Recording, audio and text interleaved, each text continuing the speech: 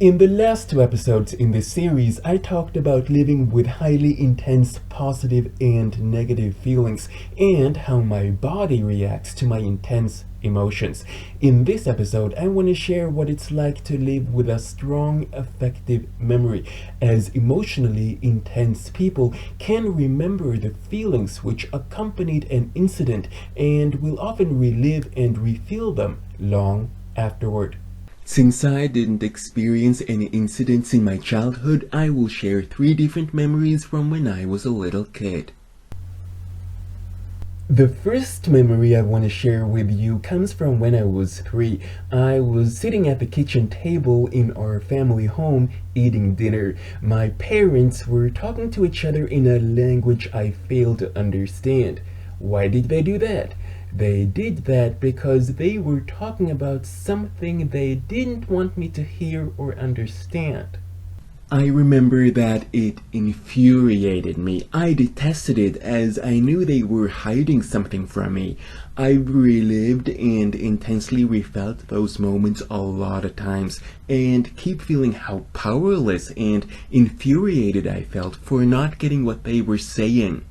Those memories left me with a hunger for understanding languages. When I was in my late 20s, I could speak Swedish, English, Dutch, Norwegian, Danish, and German, and understand basic Spanish and French. That's how those incomprehensible dinner talks between my parents influenced me. Secondly, I must have been 2 or 3 years old and remember that my granddad and I were sitting on my parents' bed. My granddad was reading me The Aristocats, which was one of my favorite stories. Well, he attempted to read it, but since he had poor reading skills as he'd only attended school for 4 years, he couldn't really read it. I also need to tell you that I knew the story by heart as my mom and grandmother had read me the story plenty of times. So when my granddad did his utmost to read me the story, I got angry 'cause he didn't do it right. He mispronounced words, said madame instead of madam, and used the wrong intonation and stress. Yes, I paid attention to that. So I remember pulling the book out of his hands and tossing it on the bed, exclaiming, "You can't read it to me, stop trying."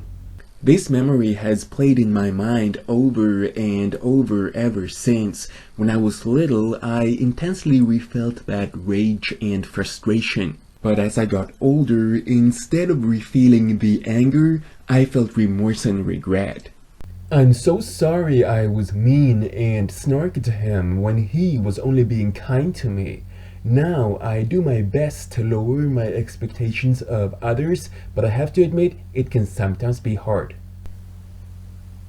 In the last memory I want to share with you, my second cousin and I were playing with wooden building blocks in my playroom. I had ordered her to build a castle, so a castle we were building. As she didn't do it right, I snapped at her that she had to do it in a different way, and she was like 10 years older than me, and I was 4 or 5. When she still didn't do it exactly the way I wanted her to, I became so angry that I tore down what she had built and threw blocks at her, telling her to leave the room as she was terrible at building castles. So yes, I was bossy and again mean when kids didn't do exactly what I told them to. I've relived and intensely refelt that moment plenty of times. When I was little, I refelt the anger and frustration, but again, as I got older, I started feeling very sorry for what I'd done.